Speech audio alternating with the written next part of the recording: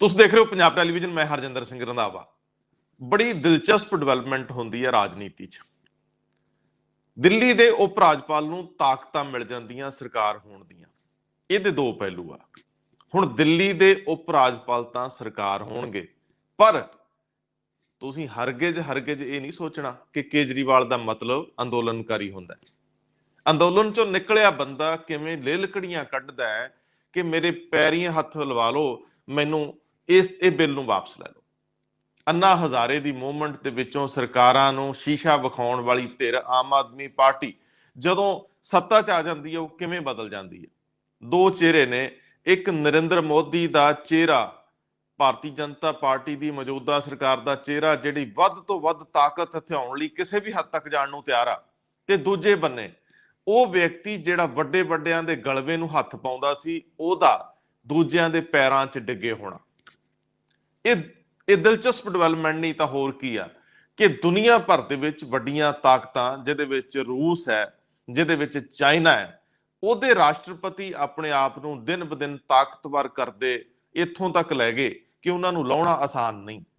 ਲੋਕਤੰਤਰ ਦੇ ਵਿੱਚ ਇਹ ਸਭ ਇੰਨਾ ਆਸਾਨ ਨਹੀਂ ਵਾਪਰਦਾ, ਲੇਕਿਨ ਘਟਨਾਵਾਂ ਉਸੇ ਹੀ ਦਿਸ਼ਾ ਨੂੰ ਜਾਂਦੀਆਂ ਦਿਸਦੀਆਂ ਨੇ ਕਿ ਮੌਜੂਦਾ ਸਰਕਾਰ ਦੇ ਕਰਤਾ ਧਰਤਾ, ਦੇਸ਼ ਦੇ ਪ੍ਰਧਾਨ ਮੰਤਰੀ, ਪ੍ਰਥਮ ਸੇਵਾਦਾਰ, ਚੌਂਕੀਦਾਰ ਜਿਹੜੇ ਅਖਵਾਉਂਦੇ ਨੇ, ਉਹਨਾਂ ਦਾ ਆਪਣੀਆਂ ਤਾਕਤਾਂ ਦੇ ਵਿੱਚ ਬੇਸ਼ੁਮਾਰ ਵਾਧਾ।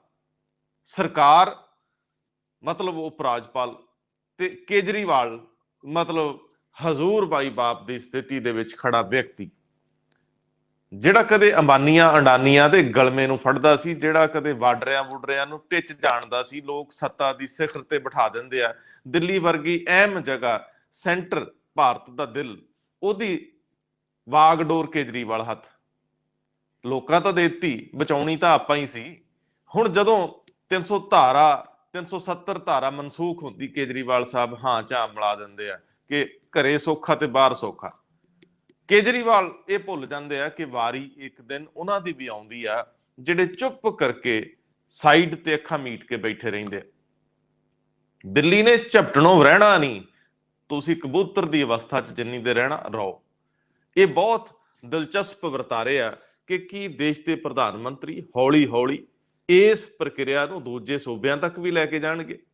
ਹੁਣ ਜਿਹੜੇ ਲੋਕ ਚੁੱਪ ਚਪੀਤੇ ਵੇਖ ਰਹੇ ਆ, ਕਿਸੇ ਦਿਨ ਉਹਨਾਂ ਦੀ ਧੌਣ ਦੇ ਉੱਤੇ ਵੀ ਗੋਡਾ ਹੋਣਾ, ਤੇ ਉਹ ਧੌਣ ਦੇ ਉੱਤੇ ਗੋਡੇ ਦੀ ਵਾਰੀ ਦੇਰ ਸਵੇਰ ਆਉਣੀ ਆ। ਇਹ ਨਾ ਆਉਣਗੇ, ਕੋਈ ਹੋਰ ਆ ਜਾਣਗੇ। ਸੋ ਜਿਹੜੀ ਸੱਤਾ ਦੇ ਕੇਂਦਰੀਕਰਨ ਦੀ ਪ੍ਰਵਿਰਤੀ ਆ, ਜਿਹਨੂੰ ਕਿਸਾਨੀ ਅੰਦੋਲਨ ਨੇ ਠੱਲ ਪਾਈ ਸੀ, ਲੇਕਿਨ ਬਹੁਤ ਸਾਰੀ, ਅਸੀਂ ਵੀ ਹੁਣ ਉਹਨਾਂ ਜ਼ਿਕਰ ਨਹੀਂ ਕਰਦੇ। ਰੋਜ਼ ਕਿਸਾਨੀ ਅੰਦੋਲਨ ਦੇ ਸੋਹਲੇ ਗਾਉਣ ਵਾਲੇ ਅਸੀਂ ਵੀ ਅੱਜ ਕੱਲ ਚੁੱਪ ਹੈ। ਮੀਡੀਆ ਦਾ ਇਹ ਬੜਾ ਬੇਰੂਪ, ਜਿਹਨੂੰ ਕਰੂਪ ਚਿਹਰਾ ਕਹਿੰਦੇ ਆ, ਬਹੁਤ ਰੂਪੀਆਂ ਵਾਲਾ ਚਿਹਰਾ ਹੈ ਕਿ ਅਸੀਂ ਜਿੱਥੋਂ ਜਿਹੜੀ ਸੁਰਖੀ ਚੋਂ ਸਾਨੂੰ ਲੋਕ ਮਿਲਦੇ ਆ, ਅਸੀਂ ਲੋਕਾਂ ਦੇ ਅਨੁਸਾਰ ਚੱਲਦੇ ਆ।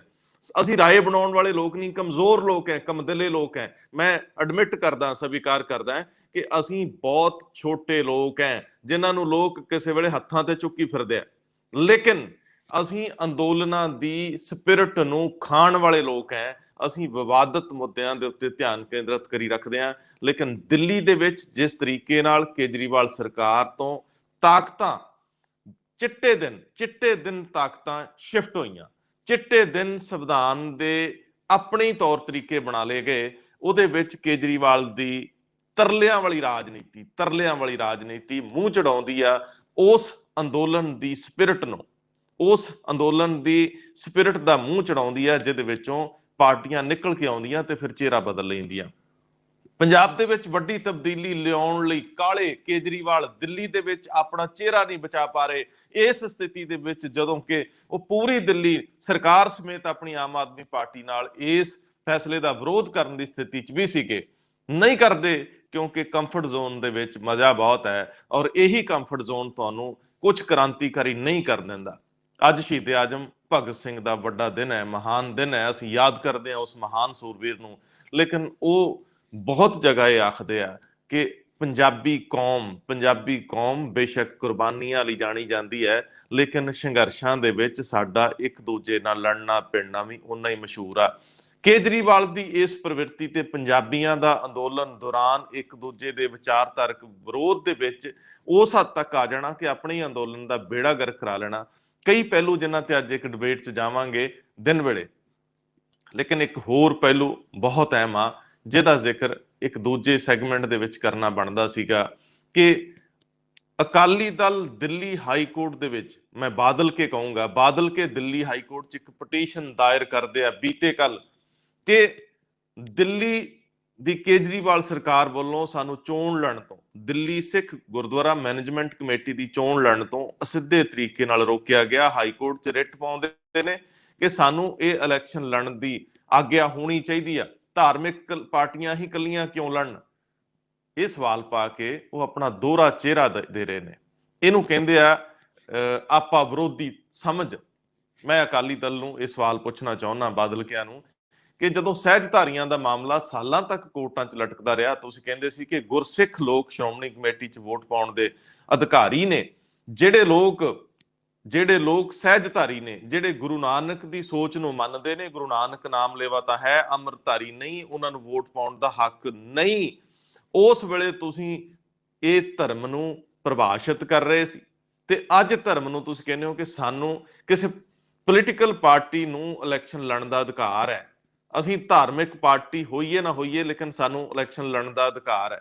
ਸੋ ਇਹ ਆਪਾ ਵਿਰੋਧੀ ਗੱਲ ਆ ਜਿਹਦੇ ਤੇ ਅੱਗੇ ਬਹਿਸ ਚੱਲੂਗੀ। ਕੋਰਟ ਕੀ ਫੈਸਲਾ ਦਿੰਦੀ ਹੈ, ਫੂਲਕਾ ਸਾਹਿਬ ਵਰਗੇ ਵਕੀਲ ਉੱਥੇ ਖੜੇ ਨੇ, ਕਿਸ ਤਰੀਕੇ ਨਾਲ ਡਿਫੈਂਡ ਕਰਦੇ ਇਹਨਾਂ ਮਾਮਲਿਆਂ 'ਚ। ਲੇਕਿਨ ਦਿੱਲੀ ਸਰਕਾਰ ਵੱਲੋਂ ਦਿੱਲੀ ਸਿੱਖ ਮੈਨੇਜਮੈਂਟ ਕਮੇਟੀ ਦੀਆਂ ਚੋਣਾਂ 'ਚ ਉਹਨਾਂ ਪਾਰਟੀਆਂ ਦੇ ਚੋਣ ਲੜਨ ਨੂੰ ਹਰੀ ਝੰਡੀ ਦਿੱਤੀ ਹੈ ਜਿਹੜੀਆਂ ਧਾਰਮਿਕ ਪਾਰਟੀ ਵਜੋਂ ਰਜਿਸਟਰਡ ਹੋਣ, ਰਜਿਸਟਰ ਆਫ ਸੁਸਾਇਟੀਜ਼ ਐਕਟ ਥੱਲੇ। ਸੋ ਜੇ ਅਕਾਲੀ ਦਲ ਉਹਦੇ ਥੱਲੇ ਰਜਿਸਟਰਡ ਨਹੀਂ ਹੈ, ਉਹ ਇਲੈਕਸ਼ਨ ਨਹੀਂ ਲੜ ਸਕੂਗਾ ਆਪਣੇ ਚੋਣ ਨਿਸ਼ਾਨ ਤੇ ਬਤੌਰ ਪਾਰਟੀ। ਉਹ ਆਪਣੇ ਆਜ਼ਾਦ ਉਮੀਦਵਾਰਾਂ ਵਾਂਗ ਉਹ ਆਪਣੇ ਉਮੀਦਵਾਰ ਨਿੱਜੀ ਤਾਂ ਹੋਣਗੇ, ਹਰੇਕ ਉਮੀਦਵਾਰ ਦਾ ਵੱਖਰਾ ਚੋਣ ਨਿਸ਼ਾਨ ਹੋ ਸਕਦਾ ਹੈ ਔਰ ਉਹ ਬੈਲਟ ਪੇਪਰ ਦੇ ਵਿੱਚ ਥੱਲੜਲੇ ਪਾਸੇ ਨਜ਼ਰ ਆ ਸਕਦੇ। ਅਕਾਲੀ ਦਲ ਨੂੰ ਜਿਹੜਾ ਬੈਨੀਫਿਟ ਸੀ ਕਿ ਉਹ ਸਭ ਤੋਂ ਉੱਪਰ ਹੁੰਦਾ ਸੀ, ਸ਼ਾਇਦ ਉਹ ਗਵਾ ਗਿਆ। ਇਸੇ ਤਰ੍ਹਾਂ ਦੀ ਇੱਕ ਪਟੀਸ਼ਨ ਸਰਨਾ ਸਾਹਿਬ ਨੇ ਵੀ ਫਾਈਲ ਕੀਤੀ ਆ ਅਕਾਲੀ ਦਲ ਦਿੱਲੀ ਵੱਲੋਂ, ਸ਼੍ਰੋਮਣੀ ਅਕਾਲੀ ਦਲ ਦਿੱਲੀ ਵੱਲੋਂ ਵੀ ਪਟੀਸ਼ਨ ਫਾਈਲ ਕੀਤੀ ਗਈ ਹੈ। ਲੇਕਿਨ ਬਾਦਲਕਿਆਂ ਵੱਲੋਂ ਜਿਸ ਤਰੀਕੇ ਨਾਲ ਆਪਣਾ ਪੱਖ ਰੱਖਿਆ ਗਿਆ, ਉਹਦੇ 'ਚ ਉਹਨਾਂ ਦਾ ਦੋਹਰਾ ਚਿਹਰਾ, ਦੋਹਰੀ ਪ੍ਰਵਿਰਤੀ, ਦੋਹਰੀ ਮਾਨਸਿਕਤਾ ਉਹ ਵੀ ਨਜ਼ਰ ਆ ਰਹੀ ਹੈ ਕਿ ਇੱਕ ਪਾਸੇ ਤੁਸੀਂ ਸਹਿਜਧਾਰੀਆਂ ਨੂੰ VOTING ਪ੍ਰੋਸੈਸ ਦੇ ਵਿੱਚੋਂ ਬਾਹਰ ਰੱਖਣਾ ਚਾਹੁੰਦੇ ਹੋ, ਦੂਜੇ ਬੰਨੇ ਤੁਸੀਂ ਕਹਿੰਦੇ ਹੋ ਕਿ ਧਾਰਮਿਕ ਪਾਰਟੀ ਹੋਣਾ ਜਾਂ ਨਾ ਹੋਣਾ ਇਹ ਮਸਲਾ ਨਹੀਂ ਹੈ। ਸੋ ਦੋਸਤੋ, ਇਹ ਕੁਝ ਇੱਕ ਐਸੇ ਸਿਆਸਤ ਦੇ ਨਵੇਂ ਟ੍ਰੈਂਡ ਨੇ ਜਿਨ੍ਹਾਂ ਰੁਝਾਨਾਂ ਦੇ ਨਾਲ ਤੁਰਦਿਆਂ ਇਹ ਸਮਝਣ ਦੀ ਕੋਸ਼ਿਸ਼ ਕਰ ਰਹੇ ਆ ਕਿ ਸਾਡੇ ਸਿਆਸਤਦਾਨ ਆਪਣੇ ਲੋਕਾਂ ਨੂੰ ਕਿਵੇਂ ਸਮਝਦੇ ਆ। ਕੀ ਸਾਡੇ ਸਿਆਸਤਦਾਨ ਲੋਕਾਂ ਨੂੰ ਕਮਲੇ ਸਮਝਦੇ ਆ? ਕੇਜਰੀਵਾਲ ਦੀ ਪ੍ਰਵਿਰਤੀ ਕਿ ਲੜਨ ਨਾਲੋਂ ਝੁੱਕ ਕੇ ਕੰਮ ਕਰਾ ਲਓ, ਜਿਸ ਤਰੀਕੇ ਨਾਲ ਉਹਨਾਂ ਨੇ ਪੰਜਾਬ ਦੇ ਵਿੱਚ ਬਿਕਰਮ ਮਜੀਠੀਆ ਖਿਲਾਫ ਪਹਿਲਾਂ ਪ੍ਰਚਾਰ ਕੀਤਾ ਨਸ਼ਿਆਂ ਨੂੰ ਲੈ ਕੇ, ਫਿਰ ਜਦੋਂ ਕੋਰਟ ਦੇ ਵਿੱਚ ਮਾਣਹਾਨੀ ਦਾ ਮਾਮਲਾ ਆਇਆ, ਚੁੱਪ ਚਪੀਤੇ ਰਾਤ ਦੇ ਹਨੇਰੇ 'ਚ ਮਾਫੀ ਮੰਗ ਕੇ ਹੋ ਗਏ। ਅੱਜ ਵੀ ਆਮ ਆਦਮੀ ਪਾਰਟੀ ਦੇ ਵਰਕਰ ਔਰ ਸਥਾਨਕ ਲੀਡਰ ਉਸ ਗੱਲ ਨੂੰ ਹਜਮ ਨਹੀਂ ਕਰ ਪਾ ਰਹੇ ਕਿ ਜੁਝਾਰੂ ਲੀਡਰ ਲੜੇ ਬਿਨਾਂ ਹੀ ਹਾਰ ਕਿਵੇਂ ਮੰਨ ਜਾਂਦੇ ਆ। ਤੇ ਦੂਜੀ ਵਾਰੀ ਅੱਜ ਜਦੋਂ ਕਹਿ ਰਹੇ ਕਿ ਮੇਰੇ ਹੱਥ ਜੜਾ ਲਓ, ਪੈਰੀਂ ਹੱਥ ਲਵਾ ਲਓ, ਜਿਹੜਾ ਇਹ ਉਪ ਰਾਜਪਾਲ ਨੂੰ ਤਾਕਤਾਂ ਦੇਣ ਵਾਲਾ ਬਿੱਲ ਆ, ਇਹ ਵਾਪਸ ਲੈ ਲਓ, ਇਹ ਬਿੱਲ ਨਾ ਲੈ ਕੇ ਆਓ ਜਾਂ ਇਹਨੂੰ ਮਨਸੂਖ ਕਰ ਦਿਓ। ਕੇਜਰੀਵਾਲ ਸਾਹਿਬ, ਇਹ ਸਵਾਲ ਡਾਢਾ ਹੈ ਕਿ ਲੜੇ ਬਿਨਾਂ ਕਦੇ ਕੁਝ ਮਿਲਦਾ ਨਹੀਂ, ਲੇਕਿਨ ਤੁਸੀਂ ਲੜ ਕੇ ਲਈ ਸੱਤਾ ਨੂੰ ਤਰਲਿਆਂ ਨਾਲ ਬਚਾਉਣਾ ਚਾਹੁੰਦੇ ਹੋ। ਖੈਰ, ਭਵਿੱਖ ਦੇ ਵਿੱਚ ਤੁਸੀਂ ਦੂਜੇ ਸੂਬਿਆਂ ਦੇ ਵਿੱਚ ਉੱਥੋਂ ਦੀਆਂ ਸਥਾਨਕ ਲੋੜਾਂ ਦੇ ਨਜ਼ਰੀਏ ਤੋਂ ਉਸ ਸੰਘਰਸ਼ ਨੂੰ ਕਿਵੇਂ ਅੱਗੇ ਲੈ ਕੇ ਜਾਓਗੇ? ਕਿਸਾਨੀ ਇੱਕ ਵੱਡਾ ਉਦਾਹਰਨ ਹੈ ਸਾਡੇ ਸਾਰਿਆਂ ਦੇ ਸਾਹਮਣੇ, ਜਿਹਨੇ ਲੜਨ ਦਾ ਮਾਦਾ ਹੀ ਨਹੀਂ ਦਿਖਾਇਆ, ਮੁਸ਼ਕਲ ਹਾਲਾਤਾਂ ਦੇ ਵਿੱਚ ਵੀ ਅੱਗੇ ਵਧਿਆ। ਲੇਕਿਨ ਦੇਸ਼ ਦੀ ਸਰਕਾਰ ਵੱਲੋਂ ਜੇ ਤਾਕਤਾਂ ਨੂੰ ਹੱਥ 'ਚ ਰੱਖਣ ਦਾ, ਜੇਬ 'ਚ ਪਾ ਕੇ ਰੱਖਣ ਦਾ ਜਿਹੜਾ ਰੁਝਾਨ ਆ, ਇਹ ਬੜਾ ਤੀਖਣ ਰੂਪ 'ਚ ਸਾਹਮਣੇ ਆ ਰਿਹਾ। ਇਹਦੀ ਤੀਬਰਤਾ ਮੱਠੀ ਨਹੀਂ ਪੈ ਰਹੀ ਇਸ ਵੇਲੇ। ਇਹ ਦਿੱਲੀ, ਜਿਹੜਾ ਜੰਮੂ ਕਸ਼ਮੀਰ, ਲੇਹ ਲਦਾਖ ਦਾ ਜਿਹੜਾ ਅਸੀਂ ਇਹ ਯੂਨੀਅਨ ਟੈਰੀਟਰੀ ਬਣਾਈਆਂ ਗਈਆਂ, ਉਸ ਤੋਂ ਬਾਅਦ ਦਿੱਲੀ ਦੇ ਵਿੱਚ ਤੇ ਫਿਰ ਦਿੱਲੀ ਤੋਂ ਅੱਗੇ ਪੰਜਾਬ ਵੀ ਹੋ ਸਕਦਾ, ਕੋਈ ਹੋਰ ਰਾਜ ਵੀ ਹੋ ਸਕਦਾ। ਤੁਸੀਂ ਇਹ ਵੀ ਦੇਖ ਸਕੋਗੇ ਕਿ ਹੋ ਸਕੇ ਜੇ ਨਾ ਵਾਰਾ ਖਾਦੀ ਬੀਜੇਪੀ ਨੂੰ ਪੰਜਾਬ ਦੇ ਵਿੱਚ 2022 ਚ ਇਲੈਕਸ਼ਨ, ਕਿਤੇ ਇਸ ਇਲੈਕਸ਼ਨ ਨੂੰ ਵੀ ਅਸੀਂ 2-4-6 ਮਹੀਨੇ ਲਈ ਅੱਗੇ ਵੱਧਦੀ ਨਾ ਵੇਖ ਲਈਏ। ਬਹਾਨਾ ਕੋਈ ਵੀ ਹੋਵੇ, ਕਿਸੇ ਵੀ ਆੜ ਦੇ ਵਿੱਚ ਸਾਡੇ ਪੋਲੀਟੀਸ਼ੀਅਨ ਕੁਝ ਵੀ ਕਰ ਸਕਦੇ ਆ। ਲੇਕਿਨ ਕੇਜਰੀਵਾਲ ਦੇ ਦੋਗਲੇਪਣ ਨੇ ਨਿਰਾਸ਼ਾ ਦਿੱਤੀ ਆ, ਤਕਲੀਫ ਦਿੱਤੀ ਆ ਕਿ ਲੋਕਾਂ ਦੀਆਂ ਇਛਾਵਾਂ ਦੀ ਪੂਰਤੀ ਹੁਣ ਪੋਲੀਟੀਸ਼ੀਅਨਸ ਦੇ ਵੱਸ ਦਾ ਰੋਗ ਨਹੀਂ ਰਹੀ। ਬਹੁਤ ਮਿਹਰਬਾਨੀ।